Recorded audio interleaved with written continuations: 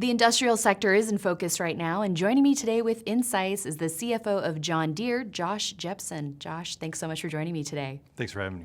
So when we're talking about the business climate for the industrial sector and John Deere in particular, what are you seeing out there, especially with the sales guidance that was given late in 2023? Certainly, we have exposure to a few different sectors, to ag sector, to the construction sector, road building, and then also more consumer facing when you think about small tractors and lawn and garden equipment. So it's really varied across those sectors. We're seeing some amount of slowdown across those, some impact based on what's going on from the economy, from interest rates, and then in the farming sector, more the macroeconomic impacts on farm fundamentals. But all in all, we feel good about where we're headed and excited to be talking about where we're going from a technology perspective and our ability to continue to impact our customers' lives each and every day, making what they do easier and more profitable. So what would you say of the different business segments is the one that's weathering the storm the best in the current climate? Yeah, right now, I'd say construction and road building, our guide for sales is down around 10%.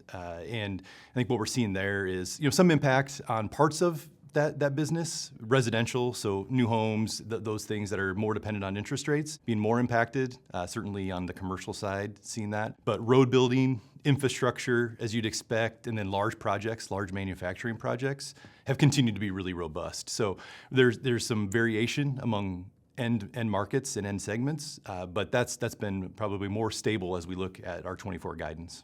And in terms of different areas of the market that you may be looking to get into or trying to make further inroads versus your competition, what would you say those are areas that you're thinking about strategically? I mean, mining comes to mind. What are your thoughts on that?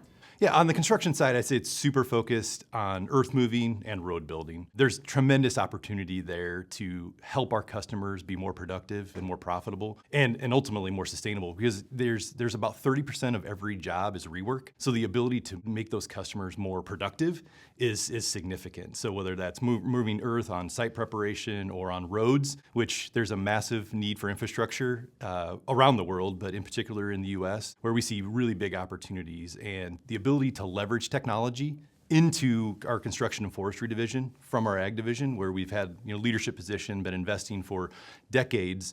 We're seeing an opportunity to start to port those technologies into construction and forestry, which allows us to do it more quickly and also less expensively to get those solutions into our customers' hands. So you're mentioning technology. What is the most exciting technological innovation that you're seeing right now at Deere? Yeah, I think it's the ability to automate jobs. So there is a significant labor challenge across all of our end markets. It doesn't matter if you're talking to someone doing commercial mowing or large ag farming or building roads, there's not enough skilled labor. So the ability to take less skilled, less seasoned operators and put them in the cab and be able to execute as, if not better, than someone with 20 years experience is a huge opportunity. So automation is a really big one. And I think what enables that is data and the ability to be connected. And we have in agriculture, the world's largest digital platform that we're leveraging to help our customers drive insights from their data and connect machine to machine, job to job, and really the ability to manage whether it's a farm or a work site remotely with that real-time data. So I think automation and data and connectivity are things that really excite us, and that ultimately leads to autonomy, which is a little bit further down the road, more broadly. Right. So as your business continues to get more and more high tech, it seems like there are some challenges that could come with that, whether it's the learning curve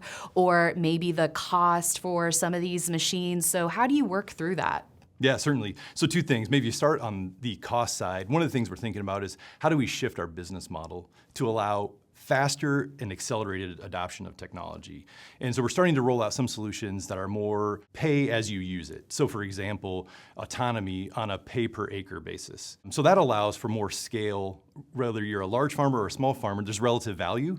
So you can see that value and in making that in a way that you can actually have a lower upfront cost and pay on a per use model makes that simpler to adopt and get into that technology. So some of that is how we think about how do you accelerate the use and utilization of those technologies to see the outcome that the customer wants. I think the other side is, so how do you get customers comfortable and familiar with it. So first and foremost, we get these in customers' hands earlier than we ever have before. So we're constantly learning what are the pain points, what are the things that make it difficult, and spend a lot of time on user experience. The other is our dealer network. We've got a world-class dealer network, second to none in the industry, and our dealers are lockstep with us, investing in resources and capabilities to make sure that when these things get in customers' hands, they work the first time, and they're getting the intended outcome. So we know we can't do it alone, and we're super proud of the dealers and what they're doing to accelerate the journey as well. Yeah, and then when you think about the product lineup, I mean, a lot of these machines, folks are using them for years and years and years to come. So how do you plan the product lineup when you have such that long runway for these products that are being used? Yeah, certainly underlying architecture has to be durable and has to last, particularly as we're seeing now the ability to layer on more features, solutions, capabilities from a software perspective. So making sure you've got compatible underlying machines and architecture to be able to layer in and do over-the-air updates like we do today on things like See and Spray technology or autonomy, where the machines are getting better over time and learning from the data that the machines are out, encountering each and every day in the field. So on the software side, any key partnerships that you're leveraging to innovate on that front? Yeah, interestingly, we do a lot of this. We're pretty vertically integrated. We've been on the ag side. We've been nearly 25 years on this journey. Starting with guidance and GPS, where we do a significant amount of that in-house, and we've built expertise to do that. And you've seen us over time be acquisitive via inorganic growth, where we've brought in additional skill sets and capabilities, doing things like Blue River technology or Bear Flag robotics as an example, where we knew we needed to augment our skills. But we see as that the power of being able to bring that expertise into and integrate that deeply with our experts that have been building machines and underlying control systems for decades is super powerful. Yeah, that makes a lot of sense. So what would you say, looking ahead to the year that we're in right now, is the biggest key strategic initiative that you're working on and most excited about? Yeah, I think there's probably two main things we're working on. Certainly, as we mentioned when we started, we're seeing sales come in some, so we know we need to execute through the cycle. And I think importantly, we know there's going to be cycles in our businesses, whether it's agriculture or construction, but we do believe we're going to perform better this cycle than the previous cycle and build a more resilient business. So I think that's important. So that's near term how we're thinking about how do we make sure we execute. I think longer term, we say, hey, these customers and industries we support are critical. Food, fiber, infrastructure are really important. There are less people going to work in them. So that means our machines need to be more and more automated and do more than they ever have before. And I think we're really well positioned to do that.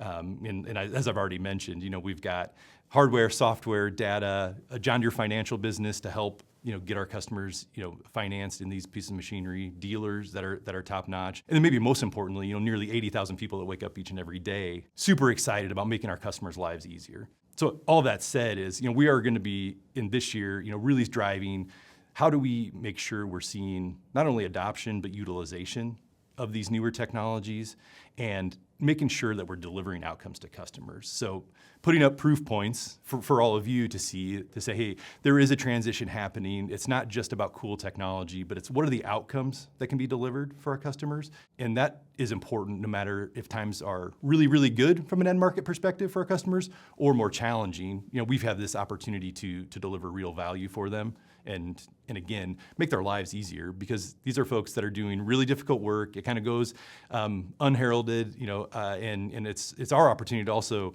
highlight the critical work they do. Great. Well, Josh, thank you so much for your time today. It was nice speaking with you. Thank you.